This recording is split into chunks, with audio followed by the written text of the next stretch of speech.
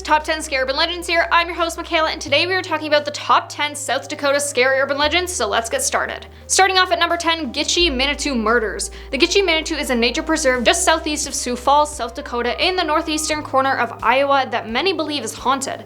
It has ancient Native American burial grounds, has witnessed the execution of 4 teens, and has been the site of an assault of a young child. In November of 1973, 5 teens from Sioux Falls went out camping in the area. The unsuspecting group was sitting by a fire with some green leafy substances when suddenly a shotgun went off. Roger SM, who was 17, instantly passed away by brothers Alan, David, and James Fryer, who descended on the group pretending to be cops. They separated the remaining 3 boys from the only girl, 13-year-old Sandra Chesky, and placed the girl in the back of their truck. Then the Fryer brothers lined up Stuart Bade, 15, with his little brother Dana Bade, 14, and friend Michael Hardoth, who was 15, and executed them. The little girl was kept alive and taken advantage of by James Fryer. She later identified the attackers and testified against them. They were sentenced to life in prison, but locals on both sides, Iowa and South Dakota, believe their horrible crimes still haunt the area. Number 9, Spook Road. Known to locals as Spook Road, this eerie stretch just outside of Brandon, South Dakota has quite the collection of creepy occurrences. Winding through tunnels, running over bridges, and lined in trees, locals claim this road is especially unnerving in the fall of winter months. There are many theories about the road, including one claim if you drive away from the town and count the number of turns, and then drive back and count them, you will end up with different numbers.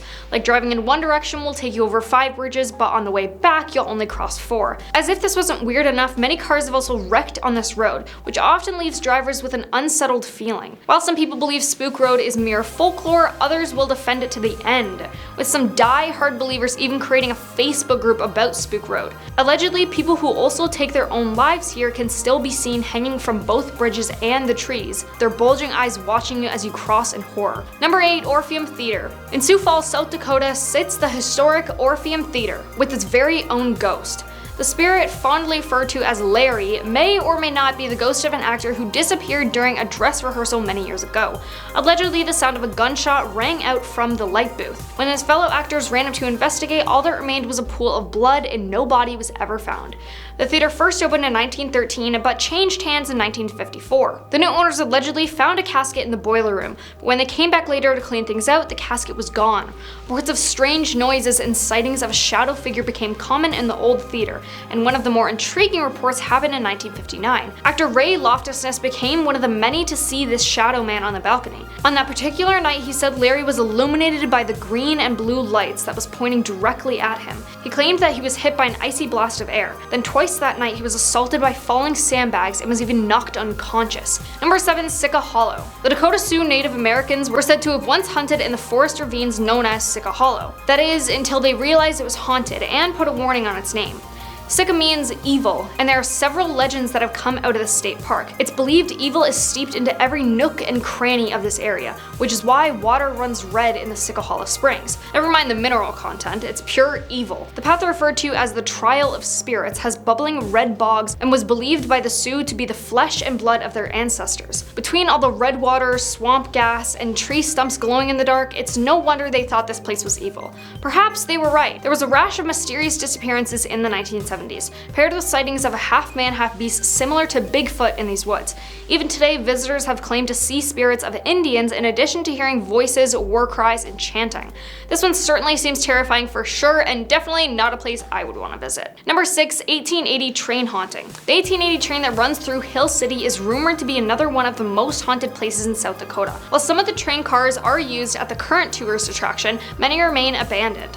Some employees have specifically mentioned seeing a man standing in the back of the eating car, only to disappear seconds later. It said that the man was crossing the tracks and accidentally got stuck and unfortunately passed away while trying to break free, and his soul now haunts the train that took his life. Trains didn't really freak me out before, but now hearing this story, I'm pretty freaked out. Halfway at number 5, Walking Sam. The Pine Ridge Indian Reservation has had an alarmingly high rate of people taking their own lives amongst their youth, and it's believed an urban legend is responsible for this.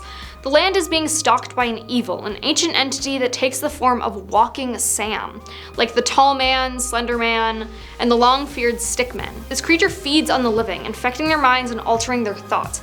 In the case of Walking Sam, his evil bidding is collecting the souls of people who take their own lives so he doesn't have to wander the earth alone. He stands around 7 feet tall, has no mouth, and has gangly limbs. When his arms are outstretched, you can see the bodies of Dakota men and women hanging from them. Since December of 2014, Pyram Ridge has had 103 attempts of people trying to take their own life, with 9 people unfortunately succeeding. The youngest was only 12 and the oldest was just 24.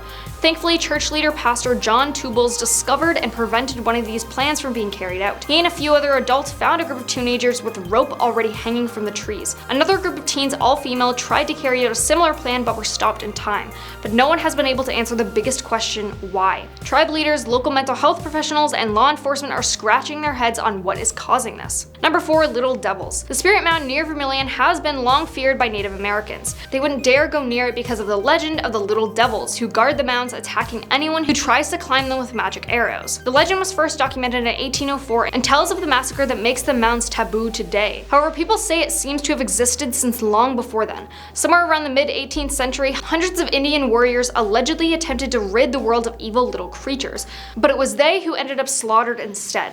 So now they stay away and leave the mounds to Little Devils. Number 3. Hooky Jack. A famous ghost from Rapid City, South Dakota is Hooky Jack.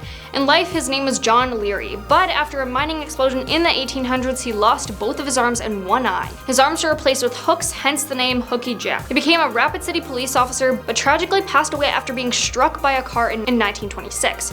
Now his spirit is said to haunt his former residence, which has since been converted into a tavern. According to legend, Hooky Jack lived on the 3rd floor and can still be heard roaming up there today. Employees don't even want to venture to that floor unless they absolutely must. Many employees have even refused to work the closing shift alone. Voices, rattling, and eerie sounds can all be heard upstairs at night. Strange flashing lights and spirit orbs have been caught on security footage. Multiple witnesses have seen chairs, tables, and the billiard balls moving around the table on their own. A few bartenders even claim to have seen a figure sit at the end of the bar out of the corner of their eye, only to look up and realize no one's there. Number 2. Devil's Gulch. One of the most famous urban legends in South Dakota happened in the town of Garriston. According to the local lore, infamous outlaw Jesse James successfully evaded capture in 1876 by leaping over the Devil's Gulch on horseback. Keep in mind that the Devil's Gulch is a ravine that runs 60 feet deep and is 20 feet wide.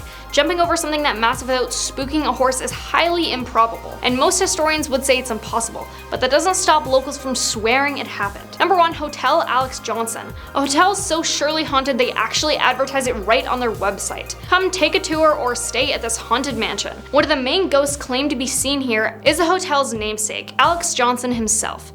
It is said that he comes around to make sure the hotel is still running well, but does he have any malicious intent? Why don't you book a stay and test the theory yourself? If you dare, that is. And that was the top 10 South Dakota scary urban legends. Thank you for watching, and we will see you next time.